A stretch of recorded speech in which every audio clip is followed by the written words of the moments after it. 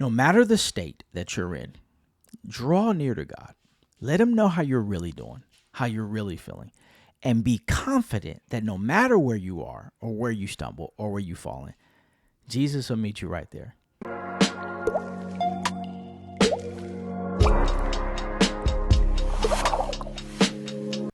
Have you had your daily drip?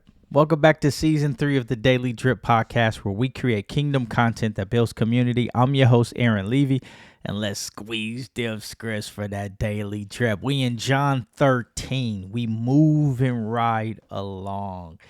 Last week, our drip was glory. This week, our drip is wash. And what are we doing? If you're new to the podcast, welcome. If you're new to the community, we're taking a reoccurring word in the chapter. We call that the drip. We read it, we discover the insight, we practice it for the week. Drip, devotional reading for insight and practice. Hey, John chapter 13, we're going to be in verse 5 through 14. This is cool because this is the dialogue with Jesus and Peter again. Here we go. Then he poured water into a basin and began to wash the disciples' feet and to wipe them with the towel that was wrapped around him. He came to Simon Peter, who said to him, "Lord, do you wash my feet?" Jesus answered him, "What I'm doing you do not understand now, but afterward you will understand." Peter said to him, "You shall never wash my feet."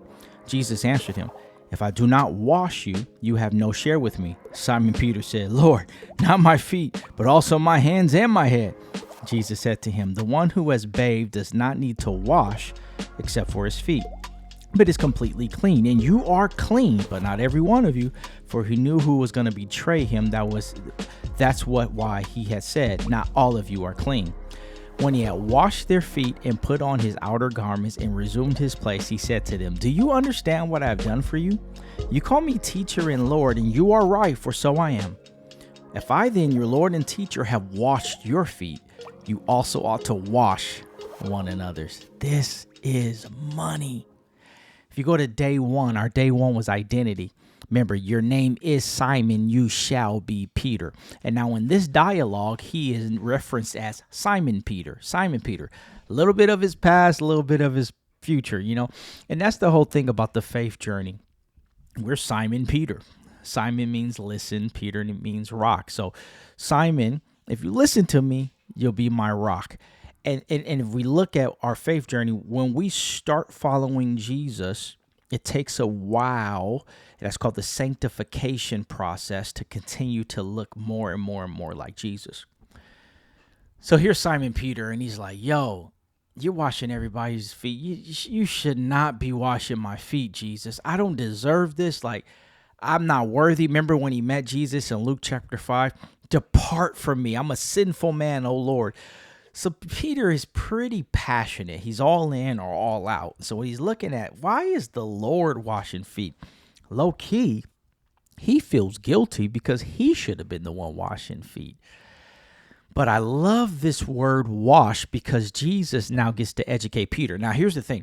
This is the reason why I wrote this devotional, because when you look in the book of John, it's the longest dialogues that Jesus has one-on-one with a person. John chapter 13, what we're talking about right now, as an example. So we try to extract the skills that Jesus had, see how people respond to Jesus, and give us opportunities to improve our conversation with Jesus, but also our conversations with our loved ones, our enemies, etc., etc. Because no matter the person, Jesus had the same consistent grace and patience and long suffering. And here we have it again. Jesus, who's about to go on the cross. Remember last week, he was troubled in his soul. And while he's troubled in his soul, he still has the character to wash his disciples' feet. Now, what does washing look like? What does it mean here? It's a parallel of what happens when we're on the faith journey, because he said, hey, you're already clean. You just need a new wash. So clean represents salvation. When we give our life to God and we start as a Christian, now we're clean. But we're walking in this world. And as we're walking in this world, we're still picking up the dirt from the world. And sometimes our feet get distracted and we move to the left, we move to the right, and we do poor decisions. So we need our feet to be washed so we could be renewed in our journey. That's what he's saying. You don't have to start over, but let me refresh you. That's what Jesus is saying.